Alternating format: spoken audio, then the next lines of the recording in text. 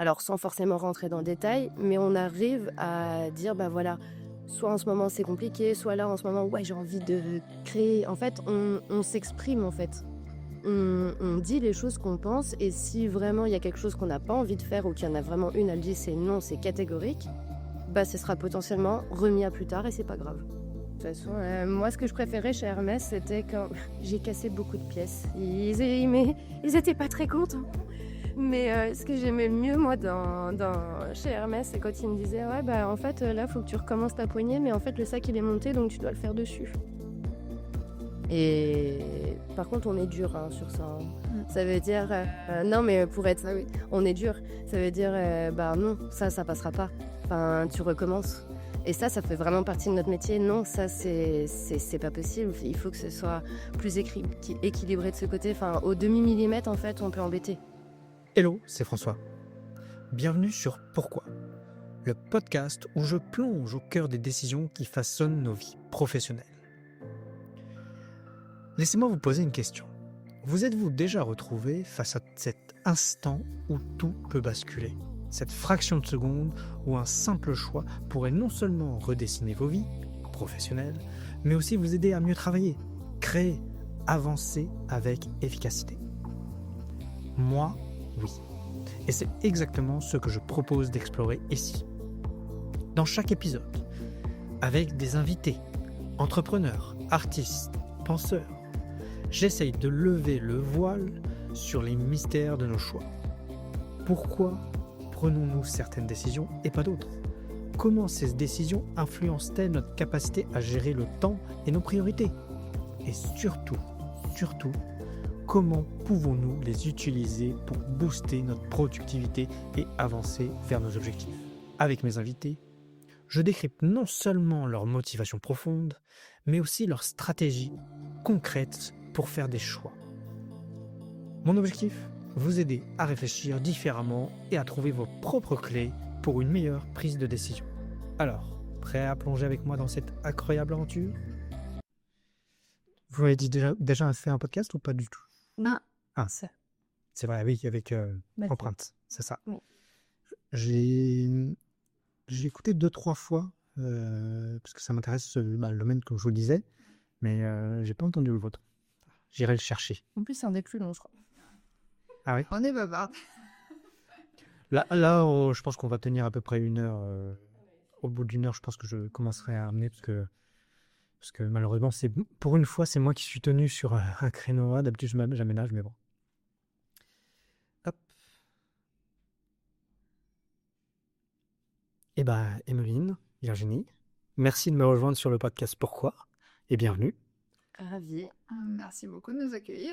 Avec grand plaisir. Je dois préciser que, et je dis bien sûr avec le sourire, que c'est le premier podcast que on décide aussi tardivement. Parce que je vais expliquer. Vous êtes sur Lyon, moi je suis rennais, et là actuellement on est sur Paris. Et on s'était déjà contacté. Je vais pas tous les jours sur Lyon, ça c'est sûr, vous venez pas tous les jours sur Rennes, donc c'était compliqué. Moi je voulais absolument vous avoir sur le podcast et on avait convenu que quand on monterait sur Paris l'un ou l'autre, on se préviendrait. Et tout à fait par hasard, je décide la semaine dernière de venir sur Paris pour des podcasts et je vous envoie un mail. Et là, je reçois il y a 2 jours, on monte aussi, voilà. Où on l'avait décidé la semaine dernière. Voilà. Donc, tout à fait par hasard. Et je crois que jusqu'à hier soir, c'était pas encore certain parce qu'il y avait des questions de lieu, de rendez-vous, mais on se retrouve et j'en suis très, très heureux. Mais avant d'aller plus loin dans le podcast, je vais vous proposer de vous présenter. Qui êtes-vous ?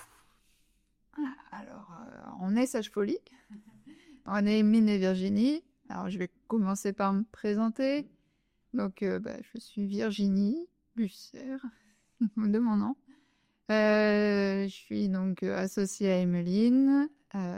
Et qu'est-ce que je peux bien dire ? Je suis sellière maroquinière, spécialisée en réparation, restauration d'articles en cuir. Et ça, c'est ce qui me définit à l'heure actuelle. Ok, super. Et je poserai la question tout de suite après aussi. Comment tu te définis professionnellement ? Oula, c'est une bien difficile ces questions. Professionnellement, comme maintenant je vais le dire, je l'aurais peut-être pas dit avant, mais comme une dirigeante, en apprentissage, mais qui commence à acquérir un petit peu plus de maturité. Euh, et après, comme multiples tentacules, comme une pieuvre, Oui. avec beaucoup de travail. Ouais. Et toi, Emeline? Alors du coup, moi, c'est Emeline Lemercier, associée à Virginie. Je suis aussi sellière maroquinière, spécialisée en réparation et en restauration. Et j'adore mon métier.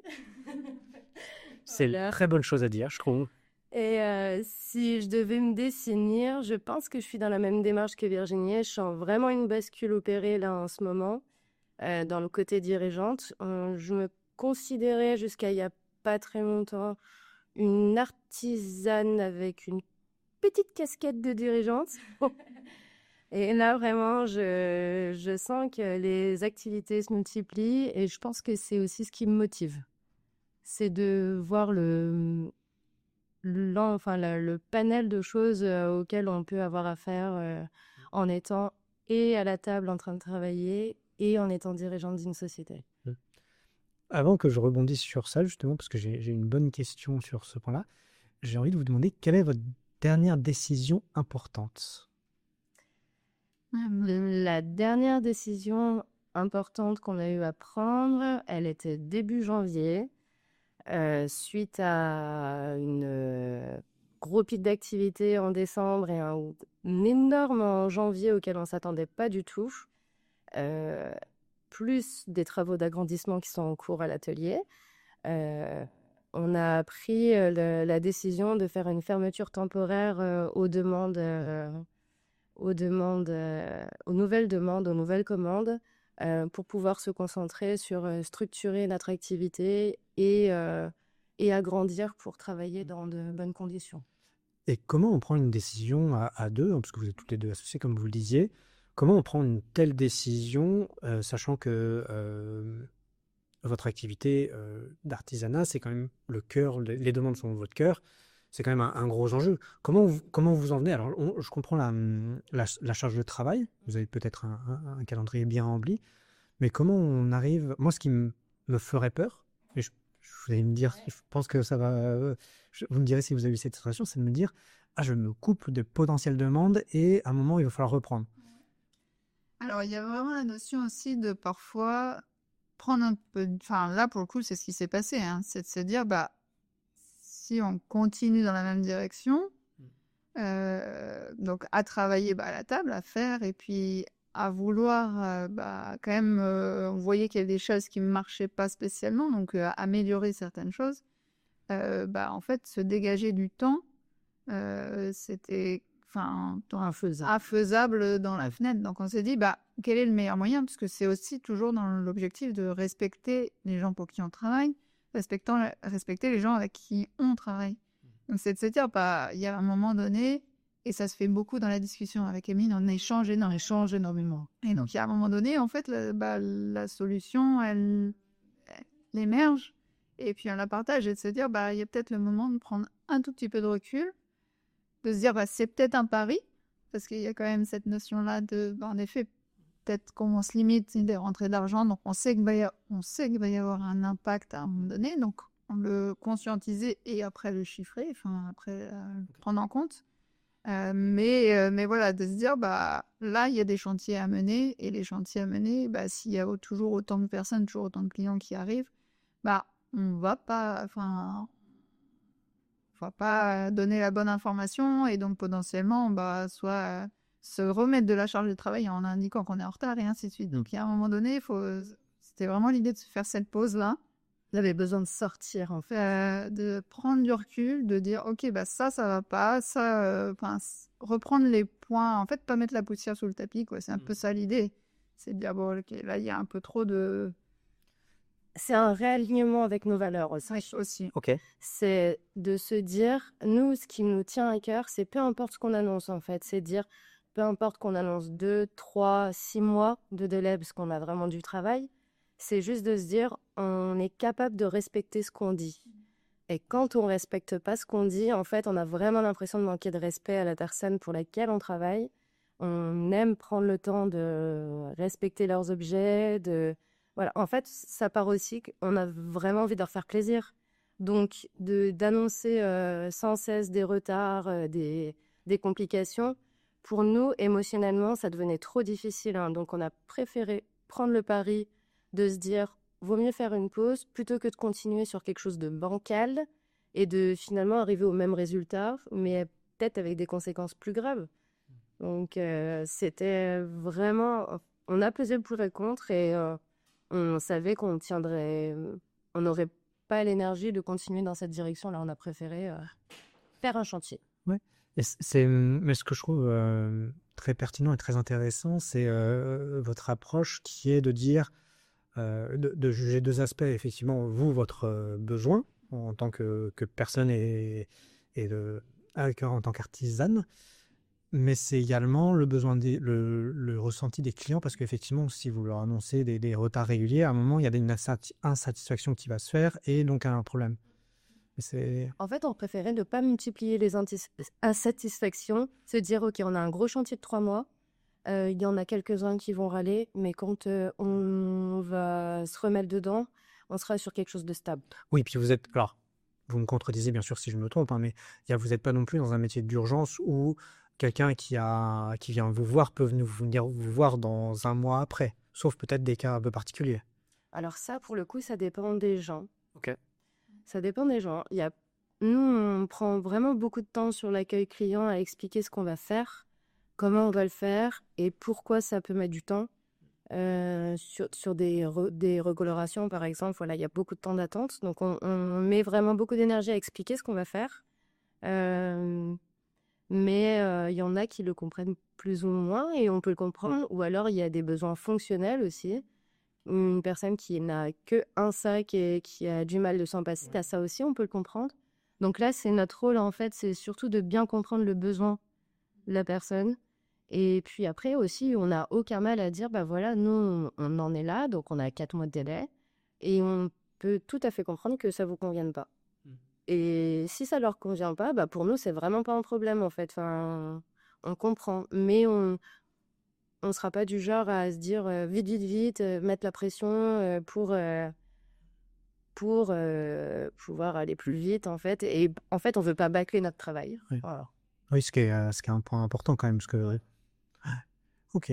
Mais bon, on va développer ce point-là, parce que c'est très intéressant, mais je voudrais faire un petit retour en arrière, parce que toutes les deux, vous avez des parcours professionnels assez intéressants où en fait, vous n'êtes pas tombé dans ce métier-là dès vos sorties d'études ou des choses comme ça. C'est vraiment, il y a vraiment une reconversion. Et l'élément que je voudrais comprendre, c'est pourquoi ce domaine, en fait?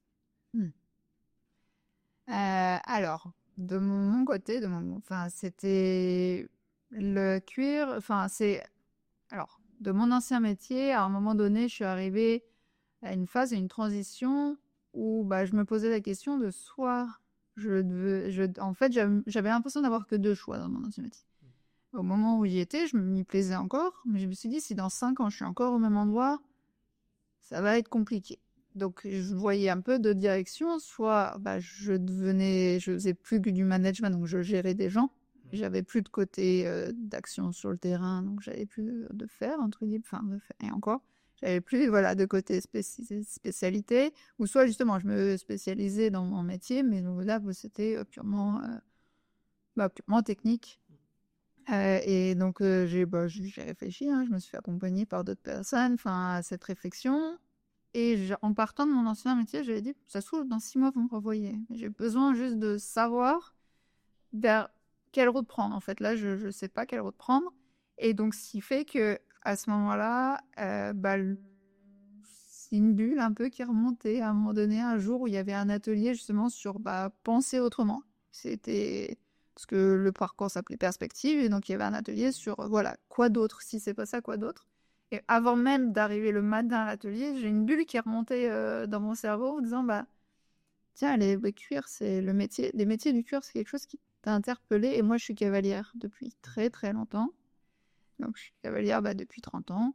Et en fait, entretenir les cuirs, les selles défilées, enfin, ça fait partie de l'environnement. Ça fait partie vraiment des actions qu'on fait quand on monte à cheval. Et donc, c'est comme ça que voilà, le métier du cuir est revenu et est arrivé. Donc, c'était plus une orientation équitation à la base. Ok. Préciser quand même que tu faisais de l'ingénierie. Oui, Oui, c'est ça. C'était un domaine complètement différent. Ouais. complètement de oui, Oui. tout à fait. Mm. Avant, ouais. Et toi, d'où vient le cuir? Alors, moi, j'ai un parcours qui est beaucoup plus décousu. Je savais pas quoi faire. En gros, c'était ça. J'ai bien senti que moi, j'ai eu un gros détachement scolaire. J'étais très bonne élève, voilà. Mais alors, le lycée, ça a été une épreuve pour moi. Ça a été très dur. Je tenais plus en place, en fait. J'y arrivais plus. Donc, j'ai eu un petit décrochage à ce moment-là. Et en fait, je me suis mise à travailler assez vite dans plein de domaines différents.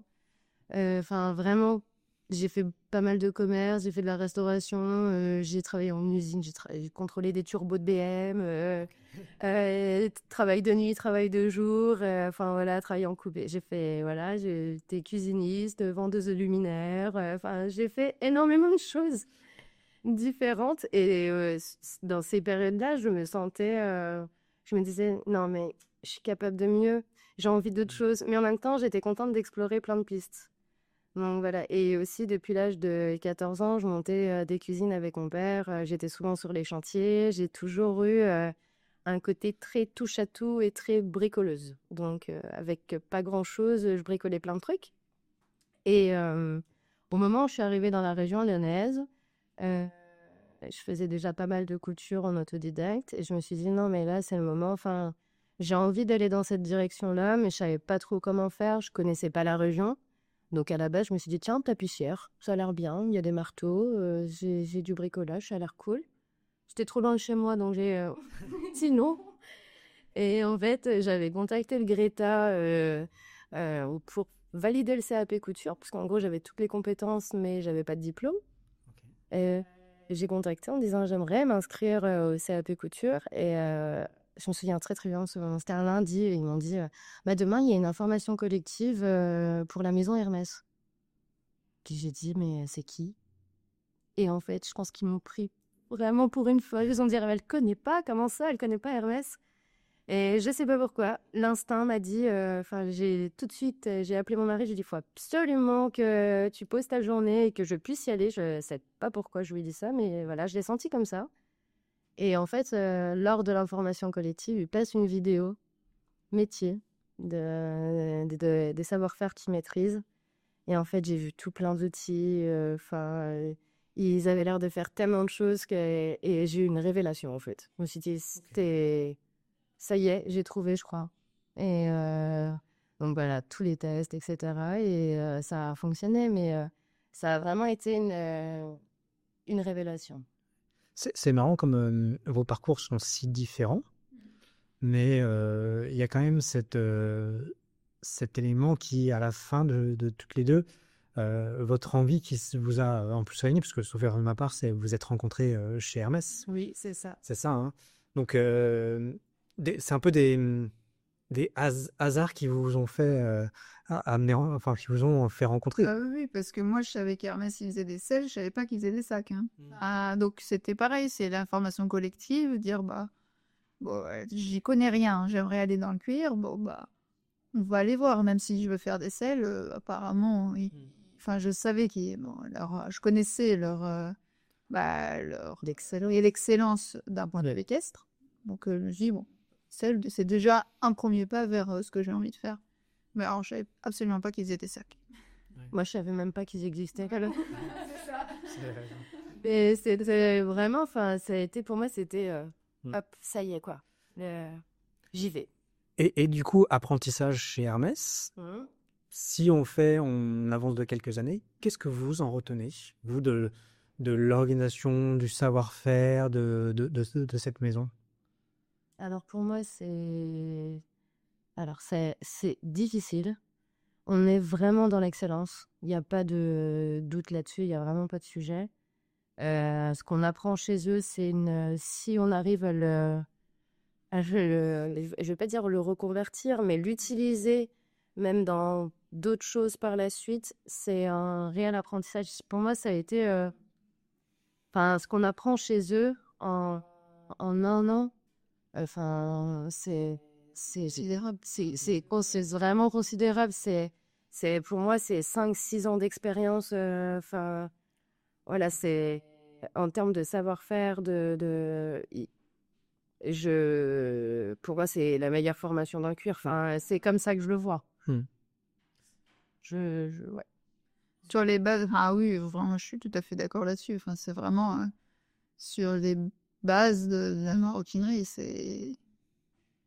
Et puis ça, la sellerie maroquine, oui, la sellerie maroquine. Parce que leur spécialité, c'est justement le fait d'être sellière maroquinière, à la différence d'être maroquinière, c'est le fait d'utiliser beaucoup d'outils à main. Donc, de savoir coudre à la main, de savoir faire les Branche, voilà, enfin, un certain montage un peu spécifique. Ok. Enfin, ouais.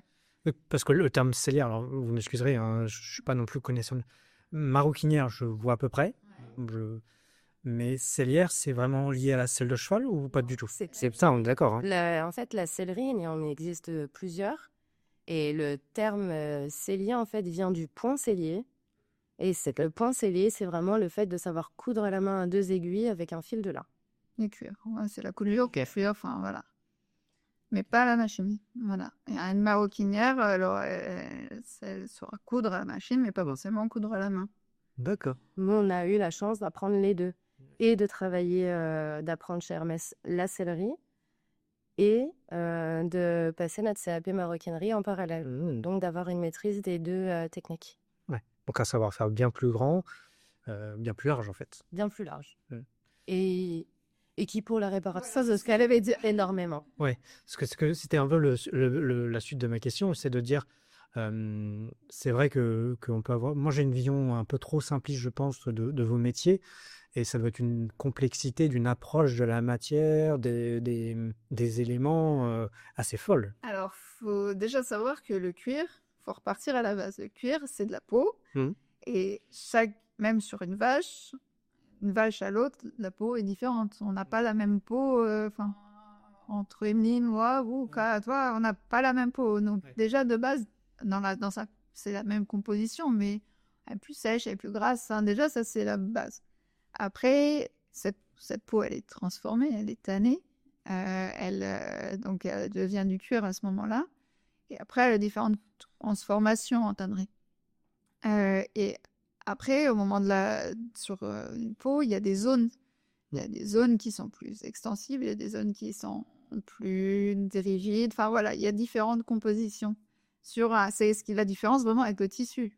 Le tissu, on a trame, même s'il y a plein de manières de faire du tissu, chaque tissu est différent, mais une fois qu'on a un rouleau, dans l'ensemble, s'il n'y a pas eu de problème, on peut l'utiliser n'importe où. Enfin, dans un sens, il faut connaître, mais en tout cas, on peut l'utiliser sur une peau.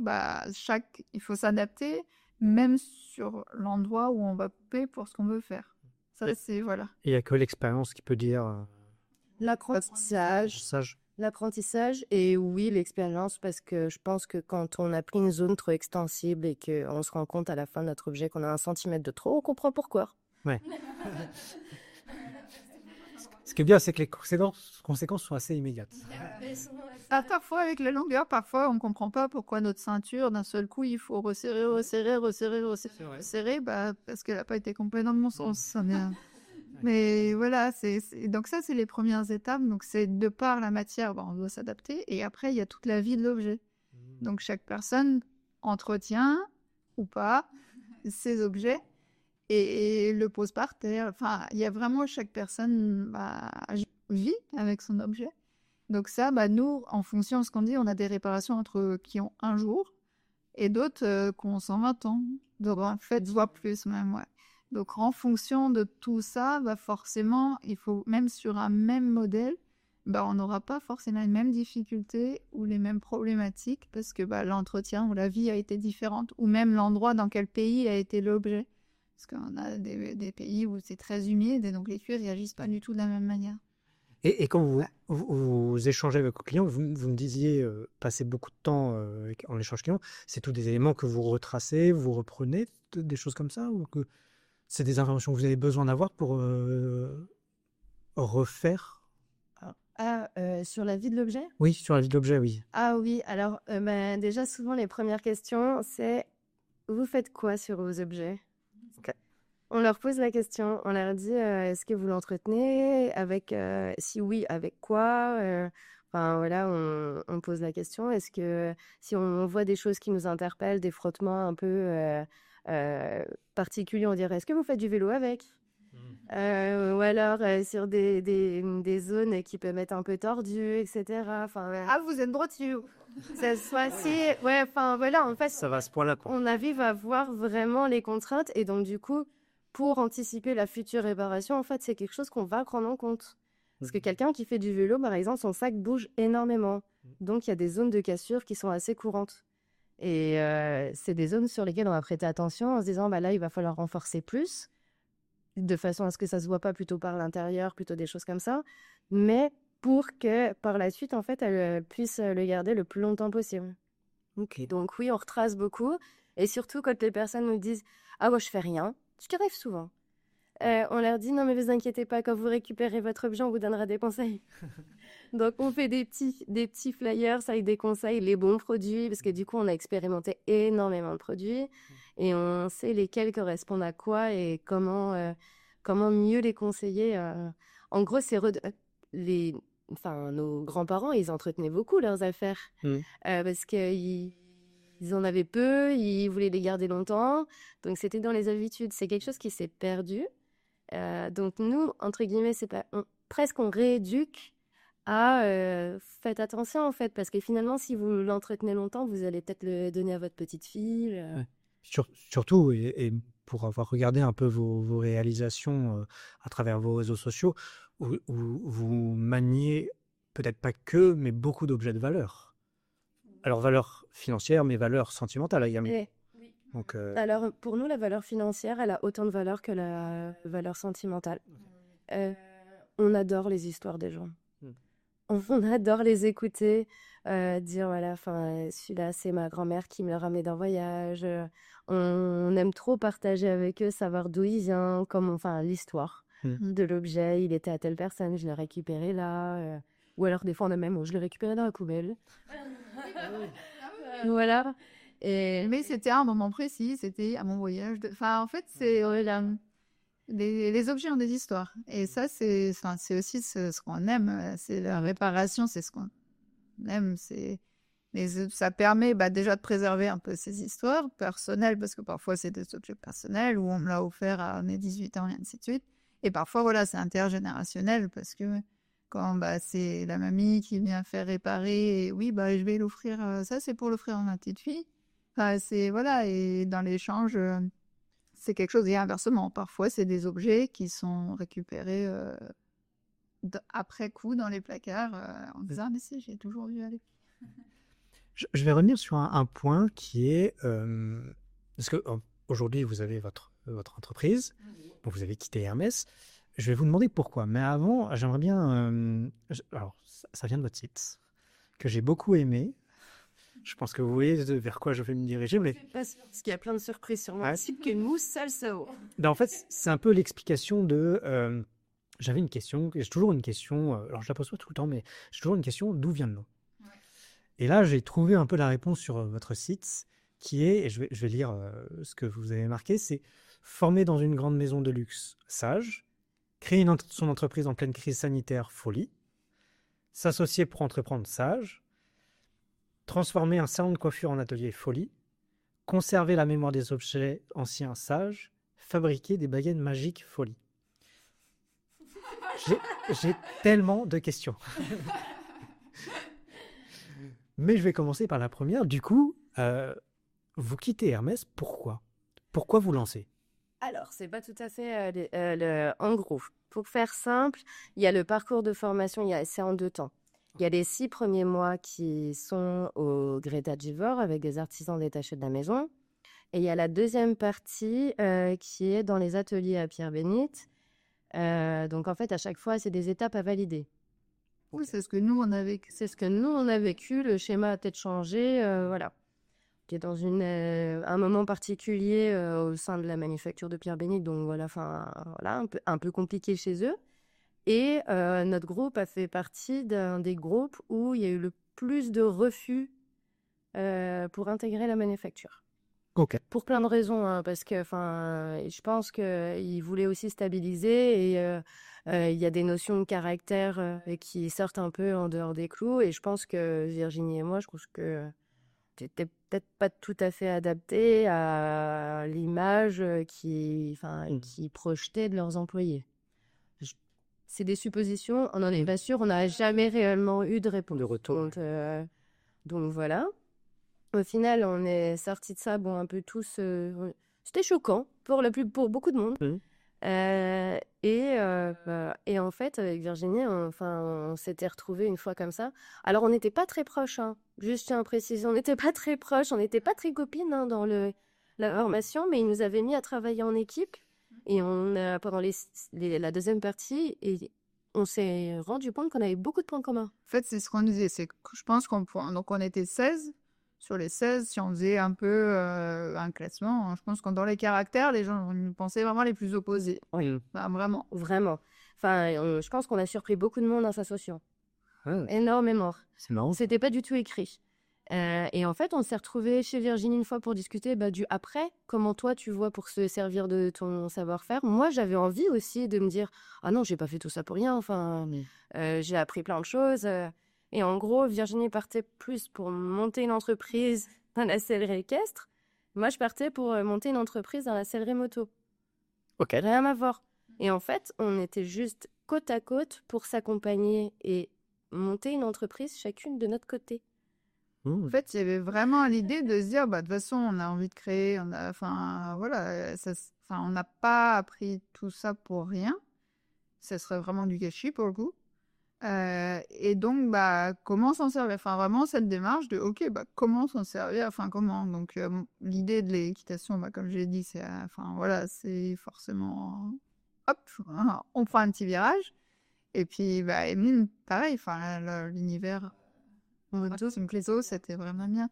Donc, on s'est appuyé en disant, ça sert peut-être à rien quand même d'aller, parce que l'objectif était quand même de se renseigner un peu auprès quand même des maroquiniers du coin, parce que c'était le savoir-faire de base, c'est la maroquinerie qu'on avait, sellerie maroquinerie qu'on avait. Donc, on s'est dit, créer une société sur une base qu'on connaît, ça a plus du sens. Après, diverger, mais donc aller se renseigner auprès des maroquiniers qui nous entouraient, ça faisait partie des choses à faire. Donc, au lieu d'être à la queue leu voir les personnes, sachant que des maroquiniers n'étaient pas non plus des masses à Lyon, on s'est dit que ça était un peu bête. Donc, toi, tu peux aller voir celui-là, moi, je vais voir celui-là, et puis après, on met en commun. Donc, c'est comme ça que ça a démarré. Au final, une rencontre, un tapissier d'ameublement qu'on nous avait recommandé d'aller voir. Ouais. Il nous a dit j'ai une plage chez moi, ça vous dit? On était mi-octobre. C'était le début des vacances scolaires. On a des enfants toutes les deux. Et là, on se dit, oui, ce serait pour rentrer. Il me dit, ce serait pour démarrer début novembre. Enfin, vous pouvez venir ici début novembre. Alors là, on n'avait rien. On n'avait vraiment rien. On avait un savoir-faire, c'est tout. Enfin, on n'avait rien à savoir-faire. Pas d'outils, pas Non, de... on n'avait pas d'argent, on n'avait pas d'outils, on n'avait pas de cuir, on n'avait pas d'établi, on avait un ciseau, même pas un réglet, un double décimètre, voilà.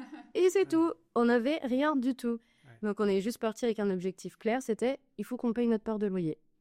On s'est dit novembre, il y a les fêtes qui arrivent. Ouais. On va faire quelque chose. Alors vraiment, je pense que toute personne qui crée une entreprise est irraisonnable, ne l'aurait pas fait. Elle dit non mais les filles, en 2 mois vous avez rien. Enfin, non. Mais donc on a trouvé déjà un statut pour qu'elle démarre rapidement, puisque ça c'était pas.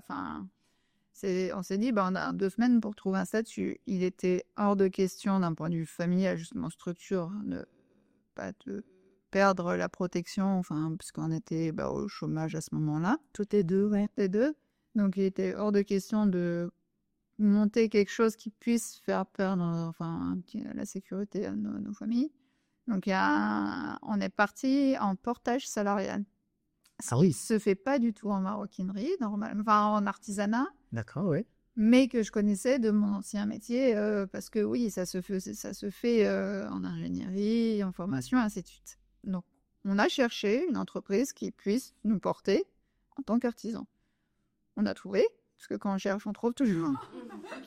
Ce qui est pas le plus facile, parce que c'est pas non plus accepté par toutes les entreprises, il faut le préciser. Hein. Non, mais lui, ils ont dit non, le fait pas d'habitude, mais pour vous, oui, quoi.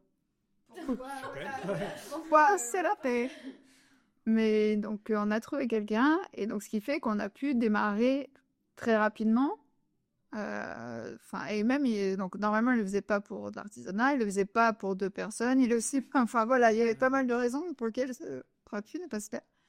Mais c'est comme ça qu'on est parti, et c'était très très bien. Donc, ce qui fait qu'on n'a pas créé tout de suite ensemble notre société. On a, c'était les téléphones, Oui, il y a les nôtres, non. désolé si vous entendez des vibrations, il y a des téléphones qui sonnent, c'est pas grave. C'est peut-être le mien professionnel. Donc voilà, on est parti sur ce statut, et puis bah, on a utilisé ce qu'il y avait.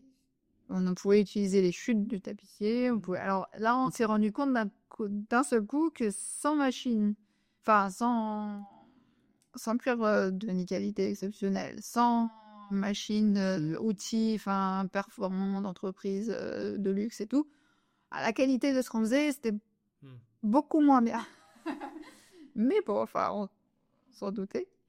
Et le lieu dans lequel enfin ça c'est une chance, hein, une chance. Le lieu dans lequel en fait on était, c'était un lieu d'un ancien maroquinier qui faisait de la réparation. Ok. Et on le savait pas. Et les gens du quartier se sont dit, oh, il est revenu. Il réouvre. Et en fait, c'était nous deux. C'était par pur hasard. Nous, quand on a dit oui, on ne savait pas. C'est intéressant.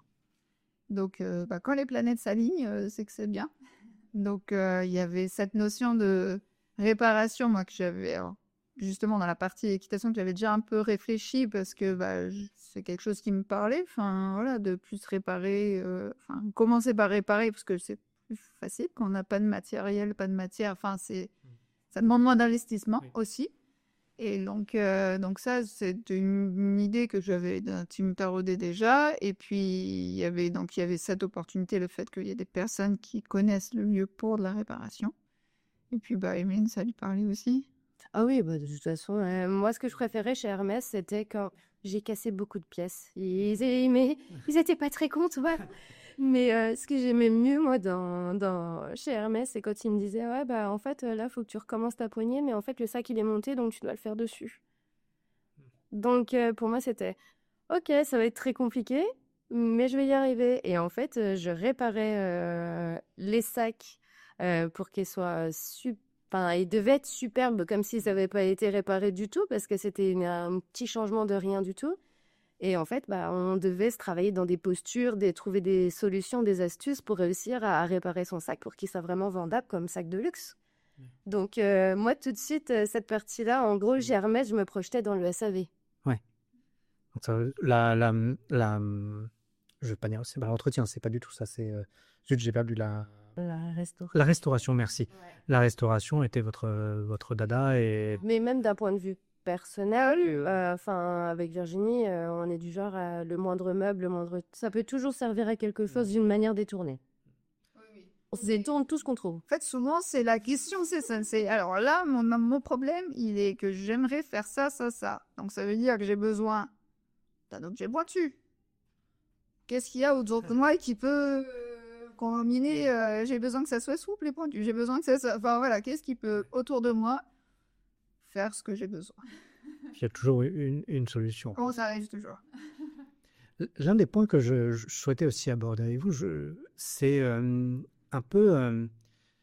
je vais le dire autrement. Je vais le dire de manière un peu au travers de mes yeux et de mon point de vue. Quand je vous ai découvert, donc quand Yolène m'a renvoyé vers votre site, je regarde, puis je vois, et puis je me dis, je vois que vous êtes deux, que vous êtes associés, puis super, en plus ça va être intéressant et ça. Et en préparant un peu plus le podcast, je me suis rendu compte que vous n'étiez pas deux, mais vous étiez 7 au sein de la structure. Et je me suis dit, tiens, c'est marrant parce que moi, quand j'imagine une entreprise de sellerie maroquinerie, bah, c'est une personne seule derrière son comptoir. Mm. Donc alors c'est peut-être une vision purement déformée de la réalité de ce que j'ai, mais je me dis, bah, pourquoi, pourquoi, pourquoi ce développement? Qu'est-ce qui vous amène, vous, à vouloir vous développer? Alors moi, je pense qu'il y a plusieurs aspects. Pourquoi on n'avait pas... Alors, c'est pas qu'on n'avait pas envie d'être deux, parce qu'en fait, on fonctionnait très bien et c'était très cool. Et si même un jour, il fallait revenir à travailler à deux, enfin, ce serait pas quelque chose qui serait un problème. Je pense que la toute première, c'est l'envie de transmettre ce qu'on sait faire. Il y a vraiment, on aime ça. On aime apprendre. On est vraiment dans un domaine très spécifique. Il n'existe aucune formation. Donc, c'est nous qui qui avons développé notre programme de formation en interne à l'atelier. Donc, il n'existe pas de formation. Il y avait ça. Il y avait pour répondre à la demande aussi. Parce que on a beaucoup de demandes et donc, du coup, on voulait pouvoir y répondre. Ouais, en stage, en apprentissage, enfin, ouais, beaucoup de sollicitations. Et un autre aspect, c'est que Virginie comme moi, on est très ambitieuse. En fait, je pense qu'on a 10 idées à la demi-seconde. Donc, voilà, il y avait ça aussi. Et j'avais un autre truc que j'ai complètement oublié. Non, mais pourquoi mettre en place Non, je pense que tu as bien résumé. Enfin, il faudrait peut-être un autre, mais il reviendra après. Oui, c'est ça. Ouais, c'est ça. Et d'ailleurs, vous avez même des MAF au sein Ouais. de votre équipe, donc pour eux. Qu'on en aura plus à la fin de l'année, on fera ça. Donc MAF, c'est meilleur apprenti de France, Oui. c'est ça, hein, si je ne me trompe pas. C'est marrant parce que ce matin j'ai enregistré un podcast avec une MOF.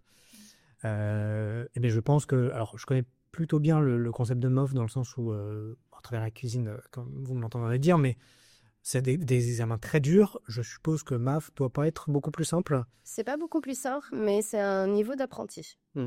C'est-à-dire qu'il y a déjà, il y a des conditions d'âge. MAF, en fait, c'est du coup, ouais, meilleur apprenti de France. On va dire que déjà, le format est plus court. MOF, c'est sur 2 ans, maroquinerie, par exemple. MAF, c'est sur 1 an, voire 6 mois. 6 mois. Et les attendus sont quand même pas les mêmes. Mais par contre, les attendus sont quand même très élevés pour des apprentis qui ont 6 mois. Parce qu'en gros, c'est ça, hein. Ils démarrent, ils ont 6 mois de maroquinerie, ils se lancent dans les MAF. Et nous, notre premier apprenti, c'est May, chez qui on a décelé tout de suite une vraie capacité. On sentait qu'elle avait envie d'apprendre. Et Virginie a tout de suite dit, ça te dirait pas de faire les MAF, hein. Nous, on s'est positionné en disant, on t'accompagne, on te finance. Et s'il faut aller à droite, à gauche, on le fera. Si t'es motivé.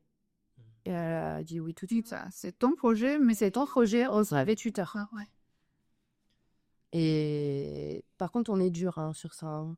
Ça veut dire, non, mais pour être, oui, on est dur. Ça veut dire, bah non, ça passera pas. Enfin, tu recommences.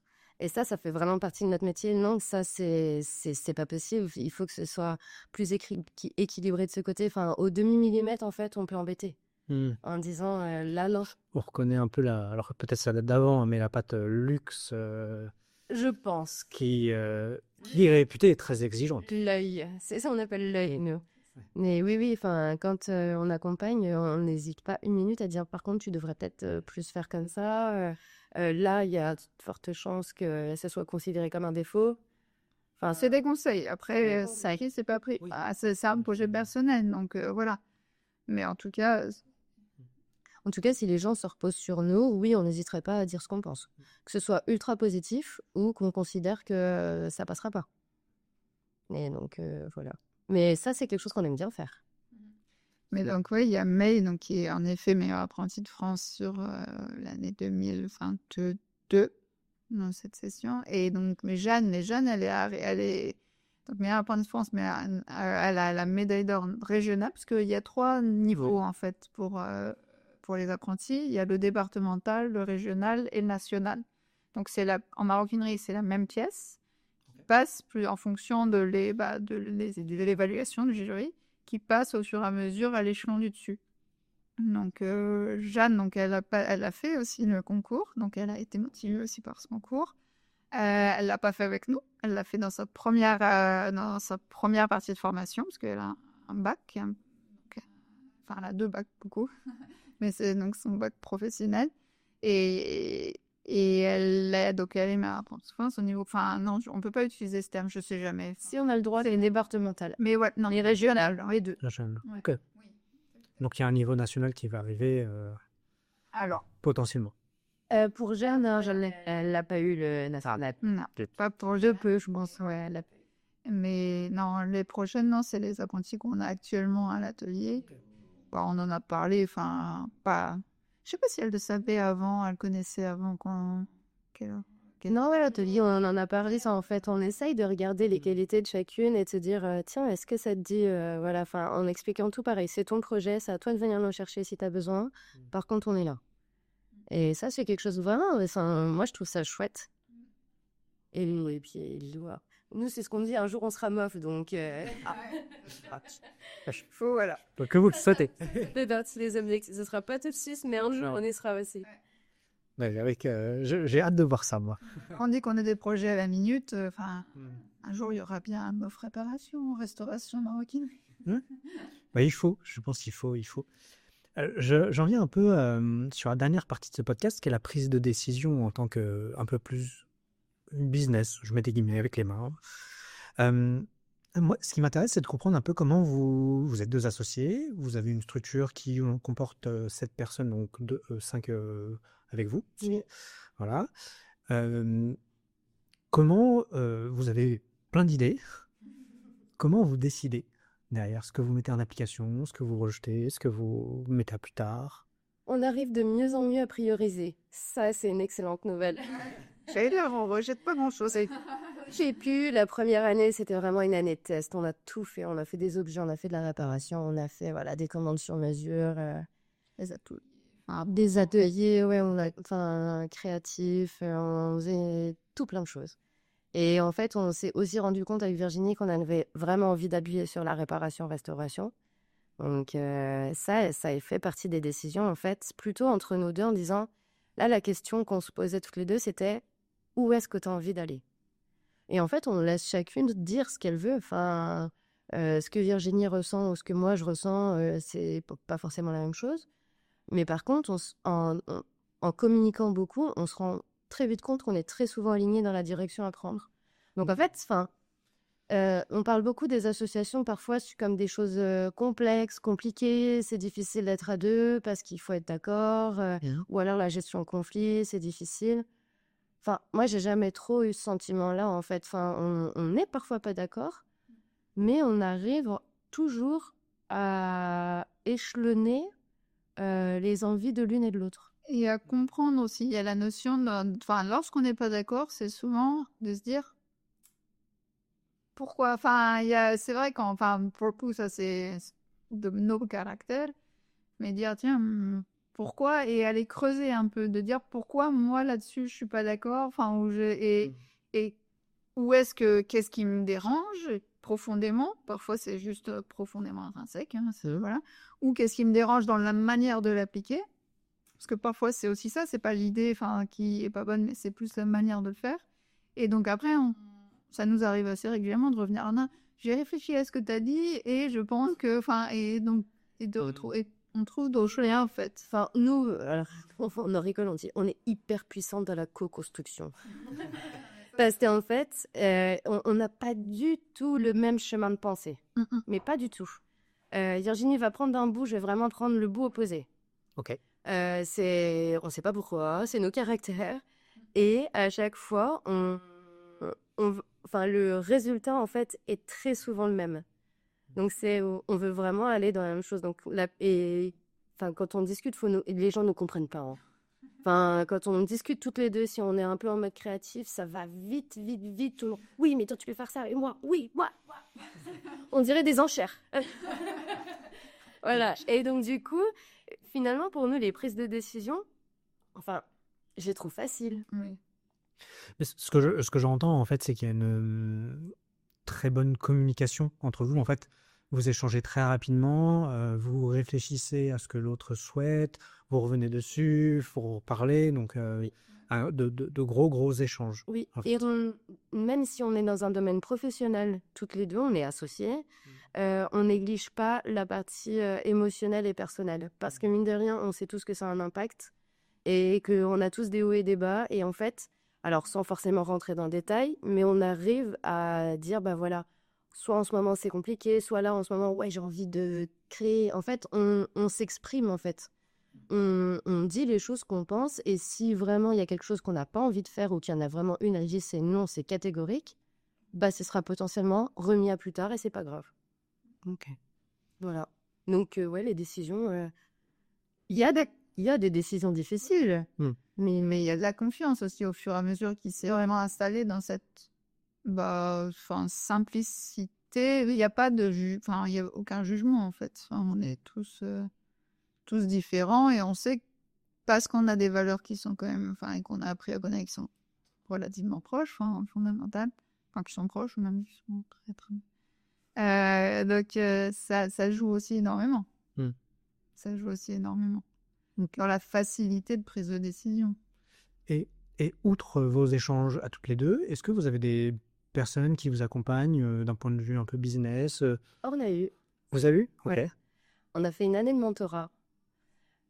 C'était génial. C'était intense, mais c'était génial. Avec un petit monsieur qui s'appelle Frédéric Pichon. J'adore dire son nom, je l'adore. Lui, nous accompagnait plutôt sur la partie stratégie, business. Parce que nous, il y a un truc aussi. Ah, c'est ça que je voulais dire tout à l'heure. Il y a un truc, l'idée du petit cordonnier ou des deux petites maroquinières derrière leur comptoir. Alors, c'est très cool, c'est très bien, c'est un métier qui dure depuis des années et des années. Il y a quand même une petite partie de nous, le côté ambition, qui a envie de moderniser ça, de dire, ok, oui, on maîtrise un savoir-faire artisanal, mais en fait, on peut avoir une entreprise artisanale performante. Et donc avoir du monde autour de soi et d'avoir une vision business et entrepreneuse en étant artisane. Et donc, Frédéric nous a vraiment appris beaucoup de choses sur cette partie-là. Et Ça, comment transformer justement cette liée d'une personne, cette image en une entreprise en fait.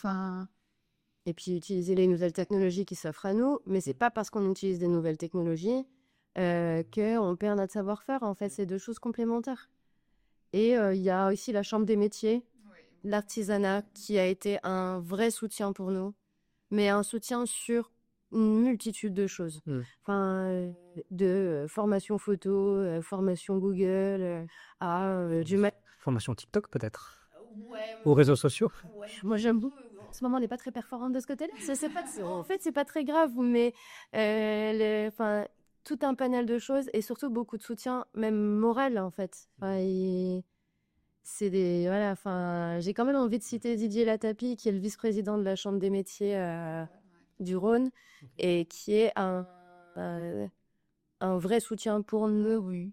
Et moi, je dirais toujours aux personnes qui souhaitent démarrer, ne négligez pas sur les accompagnements parce que ça fait du bien de sortir la tête du guidon et d'avoir un avis extérieur. Tu vois, vraiment, la Chambre des métiers, elle est structurée pour ça. C'est fait pour.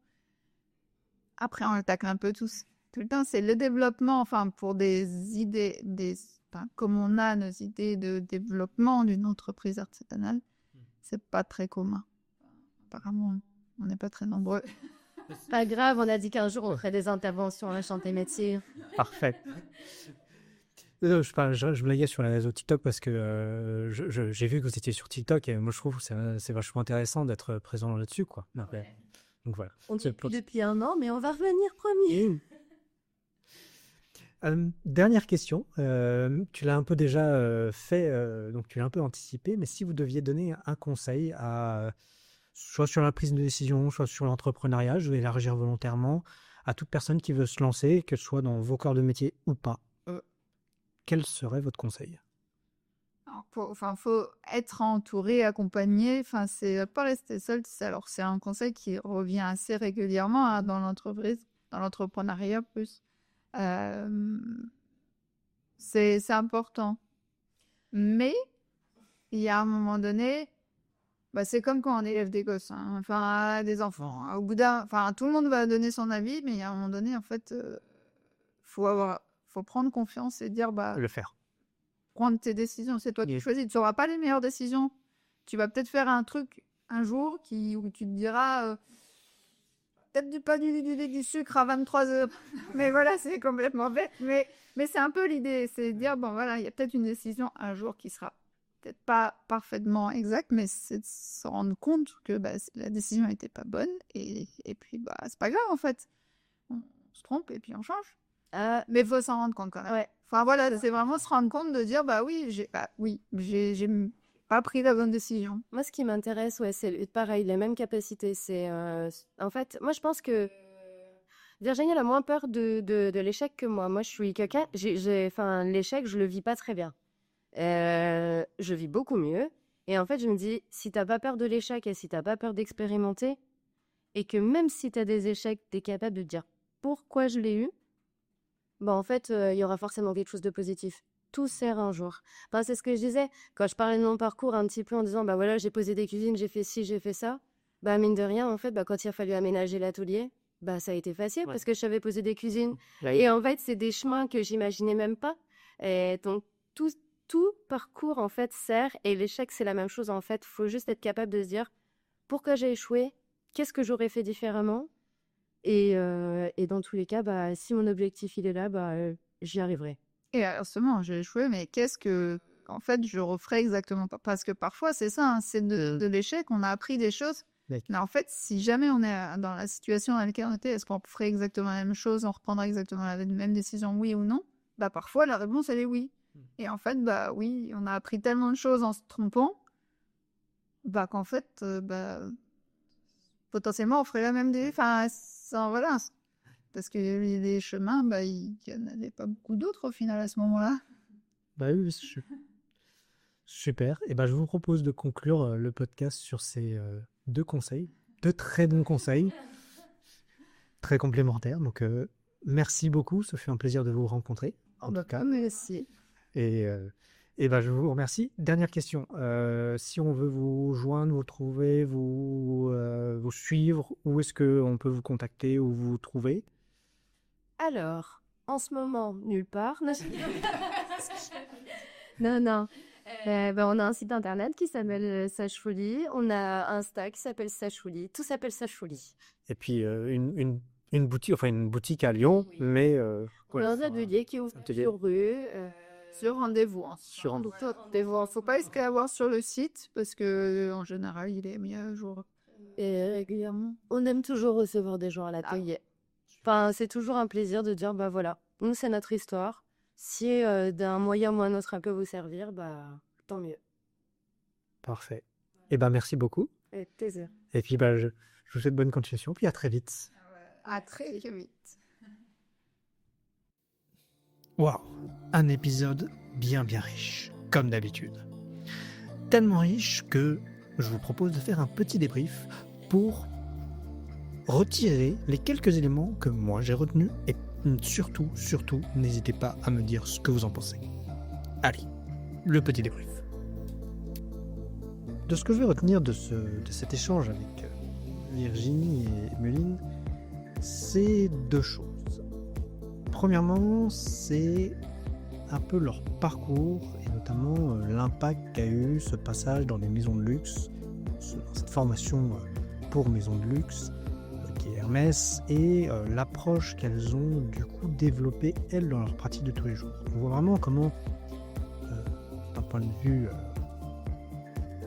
artisanal, comment cet aspect, cette formation les a formatés et les a amenés à un niveau d'excellence qui est juste dingue et je trouve ça juste magnifique. Ça, c'est la première chose que moi je retiens et un peu l'impact de cette formation. La deuxième chose qui m'a marqué un peu, c'est leur relation dans le décisionnel. Effectivement, c'est très discuter, j'ai envie de dire, c'est très indépendant et fusionnel. C'est-à-dire que chacun d'entre elles peut faire ce qu'elle souhaite, mais aussi elles parlent ensemble. Et c'est une dynamique qui est, moi je trouve très intéressante et qui permet de se projeter un peu dans une entreprise à deux et de dire tiens, en fait, bah oui, quand on est dans une entreprise et qu'on est deux associés, bah on n'est pas toujours obligé de tout faire ensemble, on peut avoir des parties séparées, mais pour certaines choses, on est obligé d'avoir les choses ensemble. Voilà. Ça montre bien, ça illustre bien ce côté très opposé, très distinct, j'ai envie de dire, de la prise de décision et je trouve ça particulièrement intéressant. Voilà, moi, en tout cas, ce que je retiens de cet épisode. Voilà, c'est fini. J'espère que vous avez apprécié cet épisode du podcast. Et dernière petite chose avant de vous laisser partir. Je souhaitais savoir s'il vous était possible de me mettre 5 étoiles sur iTunes ou de liker le podcast. Voilà, ça aide toujours, ça fait du bien. N'hésitez pas à le partager d'ailleurs sur tous les réseaux sociaux que vous avez. Ça peut être utile à tout le monde. Et puis sur ce, je vous dis à la semaine prochaine. Salut, ciao.